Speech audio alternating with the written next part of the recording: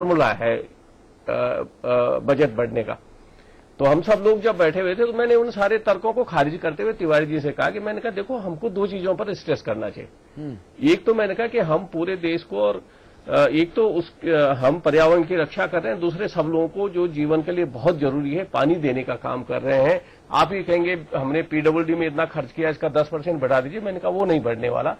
और उसमें आप अगर देखेंगे ये जो 4-5 का जो हमारा 1865 करोड़ का जो बजट था, एकदम जंप करके उस समय पंत जी योजना आयोग के उपाध्यक्ष थे, उन्होंने 2734 करोड़ रुपए किया था और उसी पर हमको जंप मिलता गया जो आज हम 8500 करोड़ रुपए पर पहुंचे हैं।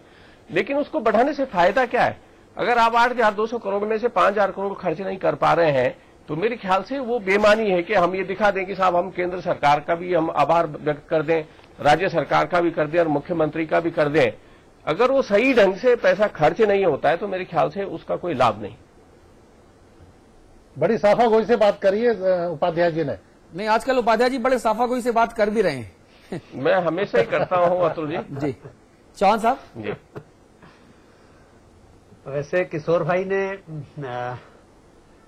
बहुत एक रियलिस्टिक पिक्चर सामने रखी है, लेकिन मैं थोड़ा सा ये बहुत जो सरल बात हम लोग कर रहे हैं इसको थोड़ा सा एक जो फाइनेंशियल मैनेजमेंट में और बजटिंग सिस्टम में और जिसे सामान्यतः हम केंद्र के योजना आयोग द्वारा राज्य की जो सालाना योजना का अनुमोदन होता है उसकी थोड़ा सा जटिलता की तरफ भी थोड़ा सा प्रकाश डालूंगा।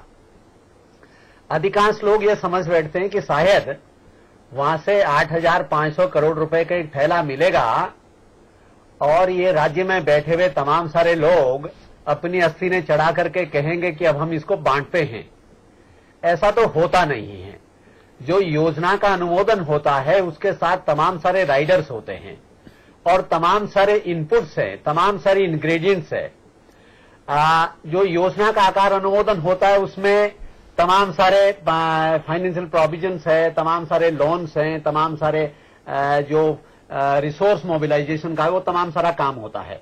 ये सरकारें फेल क्यों होती है, कर क्यों नहीं पाती, इसके पीछे जो असली छुपी हुई बात है जो आम तरीके से जनता को बताते नहीं है वो हकीकत ये होती है कि बहुत सारी जगह तो खर्च नहीं भी करते, लेथार्जी रहते हैं बहुत सारे डिपार्टमेंट, लेकिन बहुत सारी जगह हकीकत ये होता है कि जो एक प्लानिंग का मोड है, जिस तरीके से रिसोर्सेज का मोबिलाइजेशन होना चाहिए उस तरह का रिसोर्स मोबिलाइजेशन प्रदेश में हो ही नहीं पाता और जिसमें सबसे बड़ा बाधा खुद भी ब्यूरोक्रेसी होती है और हमारा गया गुजरा राजनीतिक सेटअप हो जाता है। जैसे फॉर एग्जांपल बहुत सारी ऐसी स्कीम्स है जो जिसके लिए तमाम सारे ऋण लिया जाता है बाजार से। अब बाजार से ऋण लिया जाता है ये कहना बड़ा आसान है, नाबार्ड से ऋण लिया जाएगा, एडीबी से ऋण लिया जाएगा, वगैरह वगैरह से ऋण लिया जाएगा, कहना बड़ा आसान है। लेकिन उसके अंदर एक राइडर है जो जीएसडीपी है, जो स्टेट का ग्रॉस डोमेस्टिक प्रोडक्ट है, उसका 3% से ज्यादा लोन आप नहीं ले सकते। अब हमारे राज्य का लगभग 1 लाख कुछ हजार के करीब जीएसडीपी है। अब उसके मुताबिक 3000 से 3500 के करीब ही आप लोन ले सकते हैं। ऐसा नहीं है कि आप अनियंत्रित तरीके से लोन ले सकते हैं। उसी प्रकार से रिजर्व बैंक आपकी जो ड्रॉइंग सीमा है वो निर्धारित करता है।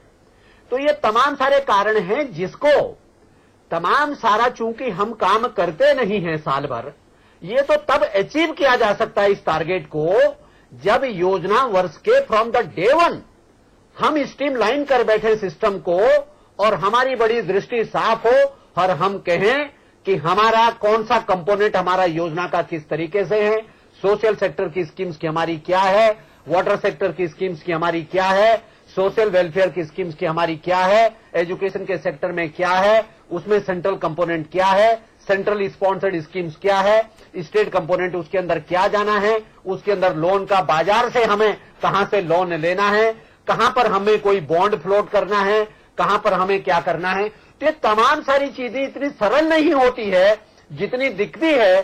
चाहे उत्तर प्रदेश का सवाल हो, पिछले साल में देख रहा था कि 75,000 करोड़ रुपए का लगता है अखिलेश यादव को एक भारी भरकम बोरा भर करके मिलने वाला है, लेकिन वो हो नहीं पाता है।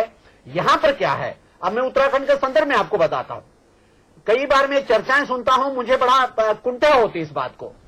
इन तमाम सारे रिसोर्सेज की क्रंच के बावजूद भी अतुल जी अमिताभ जी, इन तमाम सारे रिसोर्सेज के क्रंच के बावजूद भी अभी तो इसके अंदर एक गड़बड़ झाला हो रहा है।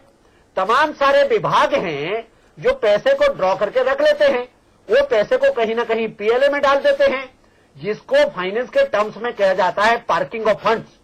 पार्किंग ऑफ फंड्स बाकायदा प्रोहिबिटेड है। अब तो बाकायदा फाइनेंशियल रेगुलेशन के लिए बाकायदा एक एक्ट बना हुआ है, पार्किंग ऑफ फंड प्रोहिबिटेड है। उसके बावजूद भी यदि आप खाते खंगालेंगे तो तमाम सारे विभागों का जो पीएलएज है उसमें फंड्स पार्क किए हुए हैं और अनयूटिलाइज पड़ा रहता है वर्षों दर वर्षों। तो ये तमाम सारी चीजें हैं, तमाम सारी दिक्कतें हैं। इसलिए मैंने कहा, जैसा कि अविकल जी ने कहा, तिवारी जी यदि उसको जो योजनागत चीजें थी, यदि उसको अपेक्षित टारगेट को अचीव कर पाए तो संभवतः उसका बड़ा कारण यह था कि फाइनेंस की जो टेक्निकलिटीज है, रिसोर्स मोबिलाइजेशन प्लस उसकी जो जिस प्रकार से कनेक्टेड हो सेंट्रल फंड से। अब जैसे एक बहुत साधारण सा फंड जिसको सब लोग बात करते हैं, जिसके पीछे हर प्रदेश सरकार की नजर पड़ी रहती है, योजना आप 8,500 करोड़ की कर दीजिए, 1,000 करोड़ रुपए की, 10,000 करोड़ की कर दीजिए, बहुत फर्क नहीं पड़ने वाला है। रिसोर्स मोबिलाइजेशन राज्य कर नहीं पाएगा, योजना इंप्लीमेंट हो नहीं पाएगी। राज्य का सबसे ज्यादा ध्यान केंद्रित रहता है जी स्पेशल प्लान असिस्टेंस मिलता है केंद्र से, वो सीधा सीधा पैसा मिल जाता है। वो कभी 800 करोड़ रुपया, कभी उत्तराखंड राज्य को 1,000 करोड़ रुपया भी मिल गया। 1,000 मिला इस बार, 1,000 करोड़ रुपया शायद इस बार मिला होगा। ये कुछ बड़ी चीजें हैं जिस पे ध्यान केंद्रित करने की आवश्यकता है। लेकिन इन तमाम के बावजूद भी मैं कंक्लूड कर रहा हूं 8,200 करोड़ रुपए का योजना का साइज हमारा पिछले बार था, 8,500 करोड़ का किया। यदि हम सालाना फाइनेंशियल टर्म्स में जो एस्टिमेशन है, जो आंकड़न तैयार किए जाते हैं, उसमें 10% कॉस्ट एस्केलेशन सालाना मानते हैं। 10% की वृद्धि दर तो केवल महंगाई के इंडेक्स के हिसाब से मानते हैं। उस हिसाब से भी देखा जाए तो उत्तराखंड राज्य का जो योजना का आकार वो बड़ा नहीं है, वो घटा है, क्योंकि 4,200 करोड़ पिछले बार था। यदि उसका 10% आप जोड़ते हैं तो कम से कम 800 करोड़ रुपए से बढ़ना चाहिए, तो उसे 9,000 करोड़ रुपया मिनिमम होना चाहिए, तो जो नहीं हुआ। किशोर उपाध्याय जी, आखिरकार सरकार की तरफ से कमी कहां पर हो रही है, लैक कहां पर हो रहा है, जो गैप आ रहा है वो गैप कहां हो रहा है? नहीं, अभी जैसे मुन्ना सिंह चौहान जी ने कहा, पहली बात तो मैं उनसे ही निवेदन करना चाहता हूं आपके माध्यम से, कि जो आप खर्च करेंगे उसका 10% आपका बढ़ेगा। तो मेरे विचार से जो 8,000 जो इस बार का 8,500 का जो बजट मिला है, मेरे ख्याल से उसमें कोई बुराई नहीं है। इसमें जो समस्या है, अगर आप हम टेक्निकलिटी में देखें, सबसे बड़ी समस्या ये है जिला स्तर पर है। जिला स्तर पर जब जिला योजना की बैठक होती है, उसमें जो विधायकों को विशेष रूप से, और अब तो उसमें जिला पंचायत के सदस्यों को, जिला अध्यक्ष और सब लोगों को शामिल कर लिया गया है। इतने लोग उसमें शामिल हैं, लेकिन उसके लिए जो बजट जो निर्धारित किया जाता है, उसमें जब आप राज्य में आते हैं योजनाओं के लिए पैसा लेने के लिए, तो उसमें हीला हवाली की जाती है। अब ये कितना सही है, मैं कोई एलिगेशन नहीं लगा रहा हूं। यहां तक कि लोग चर्चा करते हैं, जब विभाग के लोगों से बात करें कि साहब जब हम यहां पर बजट लेने के लिए जाते हैं तो उसमें भी यहां तक कि जो योजनागत जो बजट आपका है किसी स्कीम के लिए, उसके लिए भी वहां पर जो अधिकारी या कर्मचारी हैं वो चाहते हैं कि उनकी पाम जो है वो ग्रीस की जाए, और इस तरह से वो योजनाएं जो है उसके लिए पैसा मिलता नहीं है। जब आप पैसा आप नीचे जिला स्तर पर नहीं देंगे, जो योजना है उसमें मजदूर जो काम करेगा, उसमें बाकी लोग जो काम कर रहे हैं, उसमें जो मटेरियल चाहिए, अब वो अगर नहीं मिलेगा तो योजना लेट हो जाएगी। फिर लास्ट में जब 31 मार्च के आसपास आप आते हैं, तब जो है हड़बड़ी होती है और उसमें जो है वो सारा का सारा पैसा जो है कोशिश की जाती है। किशोर उपाध्याय जी, आज मैं थोड़ा कंफ्यूज हो गया हूं कि मैं किशोर उपाध्याय कांग्रेसी नेता से बात कर रहा हूं या किशोर उपाध्याय जी सपा या बसपा या बीजेपी के नेता से बात कर रहा हूं। थोड़ा कंफ्यूज हूं। ये उसमें नहीं है। ये हालत जो है, तब चाहे जिसकी भी सरकार हो, अभी कांग्रेस की सरकार 1 साल हुआ है, 1 साल कुछ महीने हुए हैं, उससे पहले भी जो सरकार थी ठीक इसी की स्थिति थी, बल्कि स्थिति और भी खराब थी। अगर ब्लैक एंड व्हाइट में मैं कहूं तो ये कहा जाता था कि जब तक 10% आप पैसा जो है यहां सेक्रेटेरिएट में नहीं देंगे, तब तक आपका पैसा जो जिला योजना का है वो रिलीज नहीं होगा। इस तरह की स्थिति थी, जो कि इस समय मुझे कोई कम से कम इस तरह की शिकायतें नहीं मिली हैं। अनाधिकृत तौर पे आज का जो भाव है वो पिछली बार से बढ़ा है, 15% हुआ है।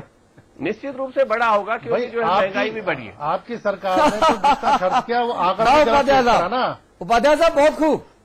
जी जी। अगर आपने हल्के फुल्के अंदाज में बात कही तो मैं कहूंगा कि आपका सेंस ऑफ ह्यूमर बहुत अच्छा है, लेकिन अगर आपने ना लेकिन अगर आपने हल्के फुल्के अंदाज में हकीकत बताई है तो मैं कहूंगा कि उत्तराखंड वाकई जो है ये अभिशप्त है सब झेलने के लिए। ये जो है, आप इसका तो बहुत अच्छी तरह से आकलन कर सकते हैं। आप बहुत ही बुद्धिजीवी व्यक्ति दोनों वहां बैठे हुए हैं। लेकिन मेरा एक निवेदन, क्योंकि आपने एक अच्छी बहस आज शुरू की है और मुन्ना सिंह चौहान जी भी, इन्होंने बहुत हर स्तर पर राजनीति को और नियोजन को देखा है। मेरे विचार से हमको जो हिमालयी राज्य हैं उसके बारे में, जो योजना के बारे में अलग तरीके से हमको सोचने की आवश्यकता ठीक है। चलिए, हम बार बार जो है यही कहते रहे केंद्र सरकार से कि इसको अलग दृष्टि से आप देखिए। हाँ। आप क्या कर रहे हैं कि मैदान का जो है आप रिप्लिकेट कर रहे हैं यहाँ पर, जो है उत्तराखंड में, हिमाचल में या जम्मू कश्मीर में। मैं जम्मू कश्मीर से लेकर के और अरुणाचल प्रदेश तक गया हूं। उसको रिप्लिकेट करने के बजाय यहाँ के नियोजन को नए तरीके से देखने की अगर हम कोशिश करें और उस तरह से योजना का बजट बनाने का काम करेंगे तो मेरे ख्याल से पूरे देश को लाभ हो। अविकल त्रिपालियाल, सिर्फ 1 मिनट मेरे पास है आपके लिए, वो भी मैं अपने अगले बुलेटिन से काट कर आपको दे रहा हूं। मैं 1 ही मिनट में बात खत्म करूंगा। चौहान जी ने बहुत तकनीकी पक्ष रखकर हमारे ज्ञान चक्षु खोले और जनता के भी ज्ञान चक्षु खोले। हाँ। दूसरी बात, उपाध्याय जी ने जो करी कि जिला योजना के पैसा नहीं जाता है, नौकरशाही पर या उन्होंने अधिकारियों पे पूरी टोपी पहना दी है। सवाल इस बात का है कि हमारे जो जनप्रतिनिधि हैं और जो एमएलए हैं क्षेत्र के, वो क्या कर रहे हैं, वो कितने जानकार हैं, क्या उन्हें योजनाओं की जानकारी है कि नहीं है। SC/ST प्लान के 4100 करोड़ रुपए हम नहीं खर्च कर पाए 12 साल में, अनुसूचित जाति जनजाति के। तो ये जो दूसरे को टोपी पहनाने वाली बात है, जो मुद्दा आज हमारा ये था कि हम क्यों नहीं खर्च कर पा रहे। हिमाचल हमसे आधा पैसा ले रहा है केंद्र से और पूरा खर्च कर रहा है, तो कमी कहां पे है, नौकरशाही में है या जो अलंबरदार है हमारे जो बैठे हैं, जो नहीं उसको नियंत्रित कर पा रहे हैं। इस साल अगर ये कहते हैं कि हम इस साल पूरा खर्च कर लेंगे तो ये अच्छी बात होती। बैठे तो आप ही है ना, शासन सत्ता में तो ऊपर आप ही है, चलाना आप ही को है। ठीक बात है। लेकिन आप लोग गाइड नहीं कर पा रहे हैं, आप लोगों का ध्यान नहीं है। अपनी ही जंग में भाजपा उलझी रही, अपनी जंग में कांग्रेस उलझी रही और नौकरशाही मजा लेती रही। ठीक बात है ना, ये लोग जब तक ये अनगाइडेड रहेंगे ना, एक दूसरे के बीच में जो कलह चल रही है, गुटबाजी, खेमेबंदी है, जब उसको फोड़ने के लिए ये लोग गाइडेड रहेंगे तो मामला जनता की तरफ से अनगाइडेड हो जाएगा। इसलिए दिक्कत आती है।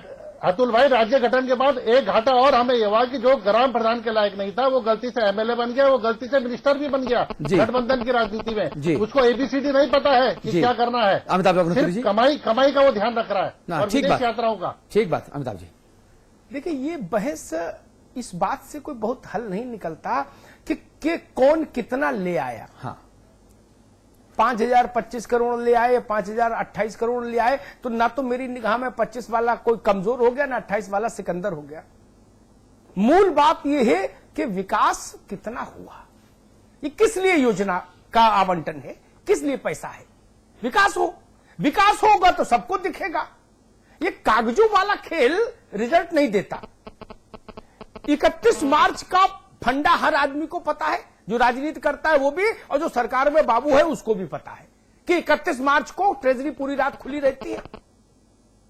नंबर 2 में भी जितना पैसा 31 मार्च को आता है उतना कभी नहीं आता अधिकारियों के पास, जितना नंबर 1 में ट्रेजरी से जाता है।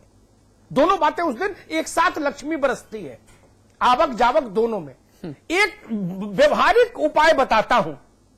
अकादमिक बहस तो बहुत हुई, लेकिन यह बात नहीं आई कि होना क्या चाहिए, फिर क्या करें।